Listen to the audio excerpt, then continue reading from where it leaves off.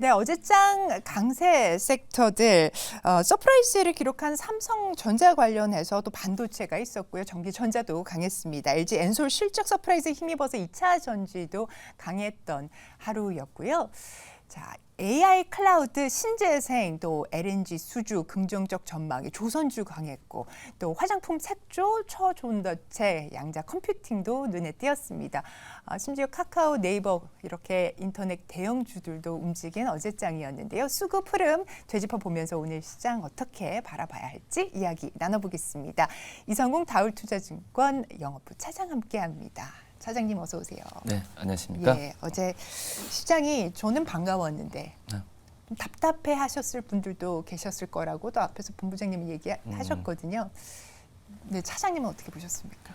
그렇죠. 어떻게 어제도 봤을 때 우리나라 시장이 펀더멘털의 경고에서 매수세가 강하게 들어와서 올랐다라고 볼 수는 없어요. 근데 그 전에 어떤 급락에 의한 이 기술적 반발 매수라고 좀 판단이 되고 있거든요. 네. 그러니까 지금 시장이 어떤 실적 그리고 뭐 펀더멘털 쪽으로 이 설명이 되지 않는 시장 맞는 것 같아요. 거의 90% 어떤 수급에 의한 주가 흐름으로 지금 가고 있는 상황이기 때문에, 그러니까 이 말은 결국은 이제 향후 오늘도 그렇고 나중에도 그렇지만은 변동성이 계속 지속될 확률이 높다라고 좀 판단되고 네. 있고, 뭐 주도주가 아직 안 나오는 상태에서 뭐 어제 삼성전자 실적 발표를 계기로 좀 나오길 기대하는 수밖에 없지 않나. 근데 뭐 전략은 한마디로 선대응이 아니라 후대응 같아요. 네네. 후대응으로 시장을 판단하는 게 맞지 않을까 생각됩니다.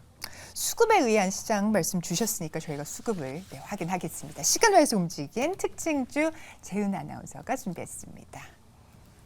네, 시간외에서 움직인 종목들 어떤 게 있을까요? 하나하나 만나보도록 하겠습니다.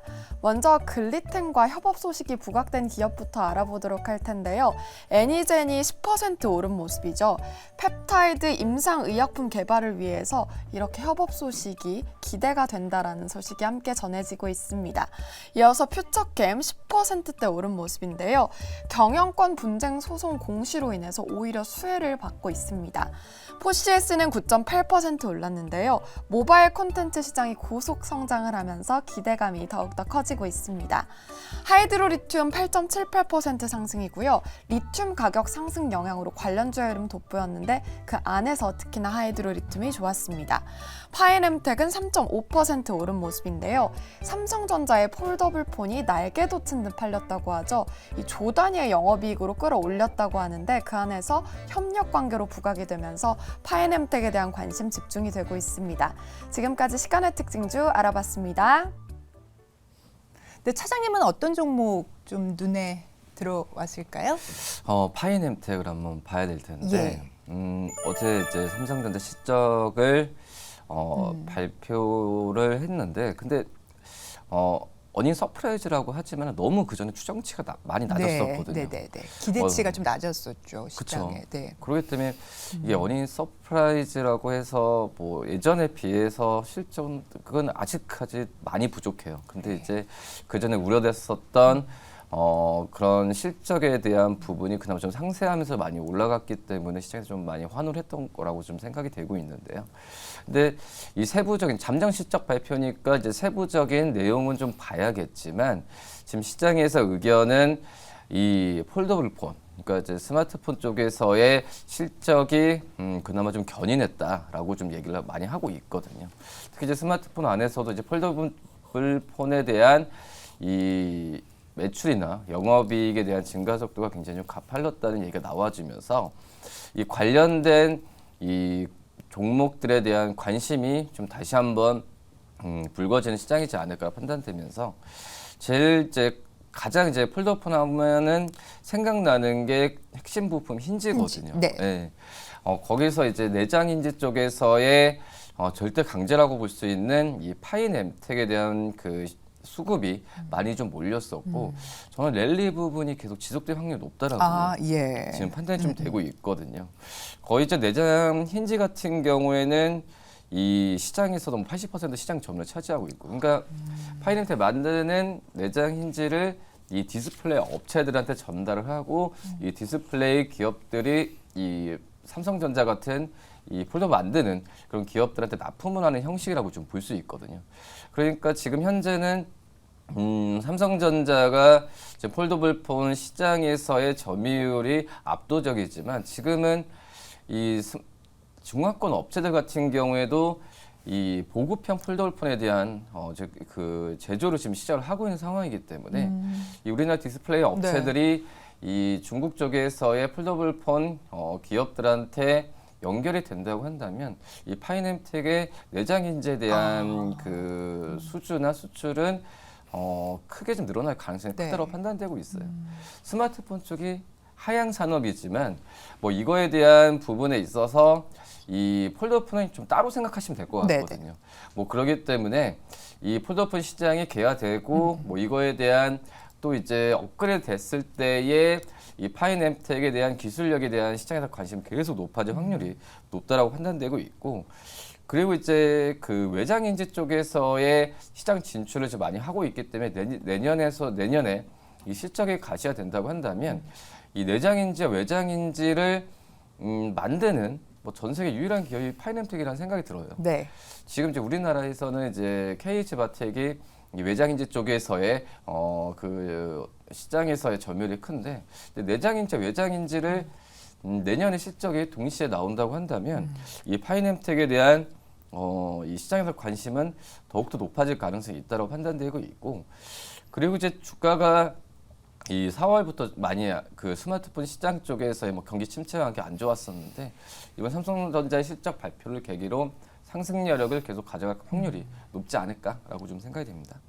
어제장에서는 3.33%의 상승을 기록했던 파이넴텍, 시간 후에서 또 3.5% 추가로 상승 이어갔는데요. 자, 폴더블 폰 삼성전자 대표 협력사입니다. 자, 가격 전략 확인하겠습니다. 우선 지금 이제 파이넴텍에 대한 증권사에서도 목표 주가는 계속 좀 높이고 있는 상황이 나올 것 같아요. 지금 어제 7,140원에 끝났는데 지금 1차적으로 이제 7,900원 말씀을 드리지만은 증권사 같은 경우에는 이제 목표 주가를 거의 10,000원까지도 지금 제시를 하고 있는 상황이거든요. 근데 이게 10,000원이라는 부분이 올해 어떤 최고가도 아니고 어떤 그 재상장한 이후에도 본다고 하더라도 아직까지도 부족한 것 같아요. 더욱더 올릴 가능성이 있다고 판단되고 있고, 이 파이넴텍이 지금 이제 그 폴더폰 쪽에서의 실적이 많이 나오지만 원래 그 전에도 이제 분사했을 때는 IT와 자동차 쪽에서의 이 사업 부분을 갖고 왔거든요. 그러니까 자동차 쪽에서의 이 쿨링이나 이런 기술이나 이런 부분에 있어서도 파이넴텍에 대한 관심이 높은 상황이기 때문에 저는 목표 주가를 추가적으로 계속 올릴 가능성이 있다고 판단되고 있고요. 그리고 손절가는 6,500원 말씀드리도록 하겠습니다. 네, 그러면 목표가 터치 시에는 추가 매수 관점일까요? 그렇죠. 추가 매수에 대한 관점이고 목표 주가 터치했을 때 매도할 필요는 없다고 생각이 됩니다. 네, 좋습니다. 파이넴텍에 대한 가격 전략까지 좀 확인을 해봤습니다. 코스피에서 기관이 홀로 6,200억 순 매수하면서 지수 상승을 견인을 했습니다. 외국인은 장중 팔자로 전환을 하면서 1,178억 순매도 했는데요. 거의 한 달 동안 외국인은 매일 코스피 시장에 물량을 내놓고 있습니다. 자, 이 와중에도 외국인과 기관이 담고 있는 종목 특징주로 확인하시겠습니다. 네, 먼저 외국인이 담고 있는 기업부터 하나하나 만나보도록 하겠습니다. 로보월드 2023에서 최대 규모로 참석한 기업부터 알아보도록 할 텐데요. 현대위아를 무려 17거래일째 보고 있습니다. 이 로보월드 2023에서 무인 주차 그리고 물류 로봇을 선보였다고 하는데요. 기대감이 더욱더 커지는 모양새죠. SKC가 17거래일째 매수가 들어오고 있는 모습인데요. 자회사의 매각 이슈는 확정된 바 없다고 했지만 관심이 집중돼 있습니다. 기아를 12거래일째 매수를 하고 있는 모양새인데요. 3분기 역대 최대 실적을 예고를 하면서 기대감이 더욱더 커지고 있습니다. 토비스는 11거래일 연속 매수가 들어오고 있고요. 이 전장용 디스플레이가 가파르게 선장을 하면서 기대감이 더욱더 모아지고 있습니다. 대상을 9거래일째 보고 있는데요. K푸드가 날로 인기가 커지는 가운데 현지화로 매출 확대가 기대되고 있습니다. 다음으로 기관의 특징주도 만나보도록 하겠습니다. 네, 먼저 기관에서는 KG 모빌리티를 가장 오래 보고 있습니다. 24거래일 연속 매수가 들어오고 있는데요. 기업이 안정화되면서 그만큼 가치도 더욱더 커지는 모양새고요. 현대 엘리베이 19거래일째 매수 들어오고 있는데요. 제품의 수요 증가로 인해서 수익성 증가를 이뤄냈습니다. OCI 홀딩스를 11거래일째 사들이고 있고요. 주가 10만 원 돌파가 기대가 되면서 지주사에도 관심이 집중되고 있습니다. GS 리테일 8거래일 연속 매수 들어오고 있는데요. 카카오와 손을 잡고 주류 판매 서비스를 확대를 한다고 하는데 이에 기대감이 집중된 모습입니다. 마지막으로 KTNG 4거래일 연속 보고 있는데요. 전자담배의 판매처를 전국 편의점으로 확대하면서 매출 확대가 기대되고 있습니다. 지금까지 외국인 기관의 특징주 알아봤습니다. 네, 어제 시장을 반영하는지 오늘도 특징주 다 붉게 이렇게 보이고 있습니다. 자, 외국인 수급 특징주 가운데서 보겠습니다. 어떤 종목 볼까요? 대상을 한번 좀 봐야 될 텐데 뭐 대상 같은 경우에도 지금 현재 뭐 증권사도 목표 주가를 계속 상향하는 네. 모습 보여주고 있고 대상이 그렇게 크게 이 변동폭이 나오는 그 기업은 아니에요. 지금 어떻게 보면 이제 음식료 업종 안에서도 이 대상 같은 경우가 좀 안정적인 이제 흐름 그리고 그 실적에 나오는 기업이기 때문에 외국인들 같은 경우에도 어떤 변동폭에 대한 그 종목들을 매수하는 게 아니라 실적에 대한 부분에 있어서 최근에 추이도 이제 수급 패턴을 보면은 실적에 대한 실적에 대한 부분에 있어서 전망치가 꾸준하게 좀 안정되어 있는 기업들 많이 사는 거거든요. 그 중에 하나가 이제 대상이라고 좀 생각이 되고 있고 대상도 지금 3분기 때 영업이익은 400억 이상은 나올 가능성이 굉장히 크죠. 작년 대비해서도 17% 높게 좀 나오는 상황인데 역시 식품 쪽, 그러니까 가공 쪽과 이 B2B 쪽에서의 이 매출액이나 여러 가지 부분에 있어서도 우상향 방향이 꾸준하게 좀 유지가 되고 있는 상황이고요. 특히 이제 3분기 때는 이 추석 선물에 대한 이 반영 시점에 대한 부분에 있어서도 이 3분기 때 반영에 대한 부분에 있어서 시장에서 기대가 맞은 부분이 더 올라갈 가능성이 있다. 그러니까 이 부분은 이 어떤 계절적에 대한 특수성이 3분기 때 실적을 또 자리할 가능성이 있다라고 좀 판단이 좀 되고 있고요. 그 다음에 이제 소재 부분 쪽은 이 원래 식품 가공 쪽보다는 좀 불안한 부분이 많았었어요. 원재료에 대한 상승 부분이와 또 이제 변동성에 대한 이 마진 부분의 스프레드가 네. 많이 좀 이제 왔다 갔다 했던 부분인데 지금은 이 소재 부분 쪽 같은 경우에도 특히 이제 이 옥수수 쪽에서의 투입에 대한 이 옥수수 가격에 대한 그 부분이 좀 안정화되는 시기로 가고 있거든요. 뭐 그렇기 때문에 소재 쪽 같은 경우에도 실적에 대한 기대감을 한층 더 한다면은 이 3분기뿐만 아니라 4분기 때도 스프레드에 대한 마진 스프레드는 또 올라갈 가능성이 굉장히 좀 커지지 않을까라고 좀 생각이 좀 되고 있고요. 그렇기 때문에 지금 현재 어떤 종목들에 대한 부분에 있어서 어제는 이제 경기 민감주들이 많이 올랐었잖아요. 네. 근데 이제 그 음식료나 뭐 이런 종목들을 매수한다는 것보다도 이 어느 정도 포트에는 좀 담아둬야 되는 게 맞다라고 판단되고 있거든요. 그래서 이제 뭐 수급적인 면에 봤을 때도 이 대상에 대한 관심을 좀 가져도 괜찮지 않을까라고 좀 생각이 되고 있고요. 그리고 이제 대상이라고 한다면 저는 이제 냉동식품이 가장 머리에 떠오르거든요. 네. 그렇기 때문에 냉동식품에 대한 물량 회복이나 여러 가지 부분에 있어서 안정적인 흐름을 갖고 가지 않을까라고 좀 판단됩니다. 네, 실제로 굉장히 큰 모멘텀이 기다리고 있는 게 아니다 보니까 실적이 잘 나와야 될 것 같은데요. 실적 서프라이즈 정도 기대를 해봐도 될까요? 아니면 안정적인 거를 더 전망을 하시나요? 저는 안정적인 부분에 한 표를 더 주도록 네. 하겠고요. 만약에 3분기 때 실적이 400억 영업이익이 나온다고 한다면 올해 영업이익은 1,450억 가까이 나올 가능성이 크다라고 생각이 되고 있어요. 이 정도면 작년 대비해서도 20% 이상 올라간 수치거든요. 뭐 그렇기 때문에 이 대상에 대한 관심은 안정적인 면에서 이제 더 포인트를 줘야 되지 않을까 생각됩니다. 네, 좋습니다. 가격 전략 확인하겠습니다. 1차적으로 이제 22,000원을 좀 말씀을 좀 드리도록 하겠는데 저는 이제 이런 흐름이면 충분히 도달 가능성이 있다. 왜냐하면 증권사도 목표주 25,000원 이상은 제시를 하고 있고요. 그다음에 손절가는 17,000원 말씀드리도록 하겠습니다. 네, 바로 이어서 기관수급 특징주 가운데 한 종목 보겠습니다. 역시 뭐 음식료 업종이라기보다도 이제 KTNG 네. 이제 담배 관련 기업인데 KTNG도 지금 기관 쪽에서 많이 사는 이유 중에 하나가 여러 가지 있겠지만은 이 수출 국가가 다변해야 된다는 점이거든요. 그러니까 이제 내수보다도 이제 이 KTNG도 이 수출에 대한 그런 기대감을 더 가지면서 사업에 대한 부분을 지금 많이 박차를 가하고 있는 현재 상황인데요. 지금 현재 이 올해도 그렇고 올해 상반기 때도 그렇고 이 담배 쪽에서의 수출에 대한 부분 같은 경우에는 거의 두 자릿수 이상은 꾸준하게 지금 올라가고 있는 현재 상황이라고 좀 볼 수 있겠고, 또 달러 기준을 본다고 하더라도 이 담배 수출액의 환율 효과에 분명히 좀 이 기인할 가능성이 크다고 네. 판단되고 있어요. 뭐 그렇기 때문에 지금 현재 이 KTNG에 대한 수출에 대한 기대감은 한층 더 올라갈 가능성이 있다라고 좀 판단되고 있고요.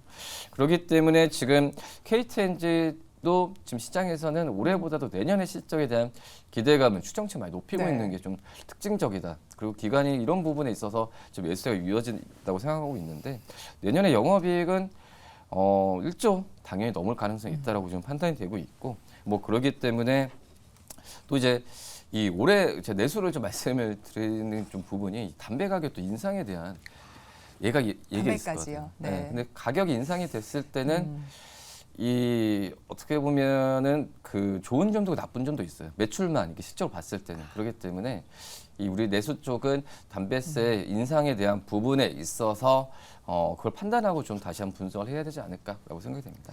실적 짚어주셨는데요. 행동주의 펀드 FCP에서 회계장부 열람 가처분을 낸 모양이던데요. 네. 주가에는 영향이 좀 있을까요? 이제 뭐 없다라고 볼 수는 없겠지만은 이제 그거에 대한 부분보다도 지금 이제 기관 쪽에서 매수하는 걸 봤을 때도 실적에 대한 주목을 더 해야 되는 거라고 지금 생각이 되고 좋습니다. 있어요. 네. 그렇기 때문에 한번 좀 계속 그 주의는 해야겠지만 우선 실적 추이를 보면서 판단해야 되는 게 맞지 않을까 생각됩니다. 네, 가격 접근에 대한 부분도 짚어주시죠.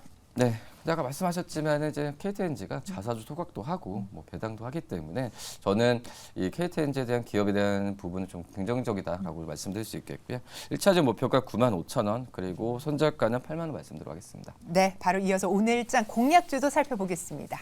네, 휴재를 좀 말씀을 좀 드려 하겠는데 아마 지금 기관 외국인 지금 관심주도 전부 다 어떻게 보면 민감주는 아니에요.